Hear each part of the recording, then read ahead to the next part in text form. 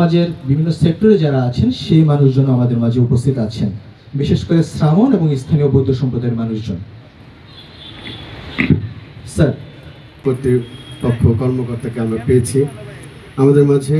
Senior সচিব মানুষের কে বলা যে শিক্ষা দিয়েছেন, জগতে প্রাণী হত্যাটা যদি বিরত থাকতো, জগতে আর কোনো মানুষ যেই আমরা থানা জিয়াল যেগুলো আছে আইন কানুন সবগুলা দরকার হতো না।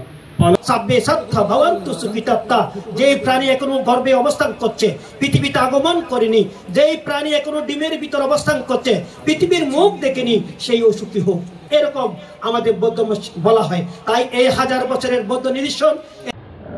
আমাদের পক্ষ থেকে আন্তরিক শুভেচ্ছা জানাচ্ছি সকল সম্প্রদায়ের প্রতি।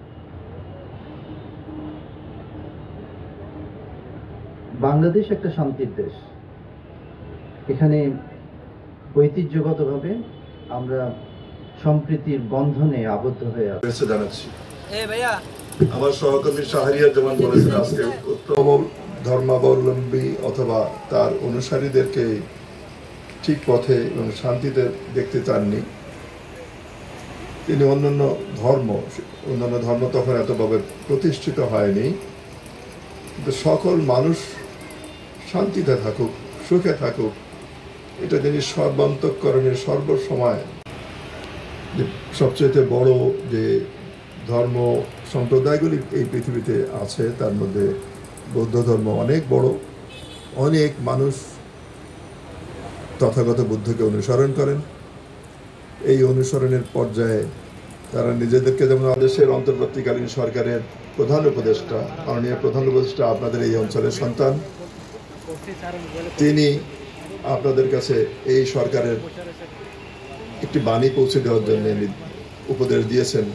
এই সরকার হবে অন্তর্ভুক্তিমূলক সরকার, সকলকে নিয়েই এই সমাজ, এই দেশ, এই জাতি চলবে, এই জাতি এগিয়ে যাবে। এই আমরা খুব শীঘ্রই আমাদের এখানে যত বড় বড় জাতিগোষ্ঠী আছে, ধর্ম সম্প্রদায় আছে, সকলের এই পবিত্রতম দিনগুলিকে স্মরণ করার চেষ্টা করছি এবং আপনাদেরকে আমাদের সকলের পক্ষ থেকে ধন্যবাদ দিচ্ছি।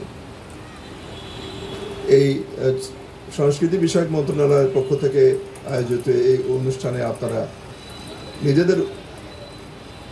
নিজেদের অনুষ্ঠান হিসেবে আপনারা নিয়েছেন, সেই জন্য আপনাদেরকে ধন্যবাদ দিই।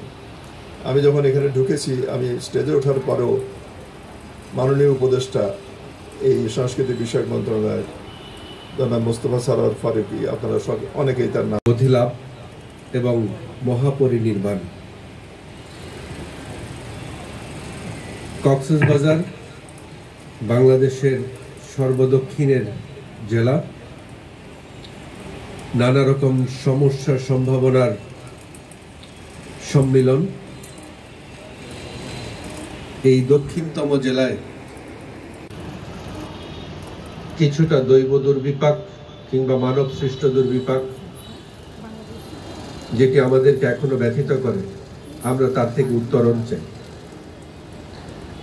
আমরা এবছরও প্রবারণা উৎসব, জাহাজ ভাষা উৎসব এবং বুদ্ধ পূর্ণিমা সকলে মিলে একসাথে একটি সম্মিলনে পরিণত করতে পেরেছি।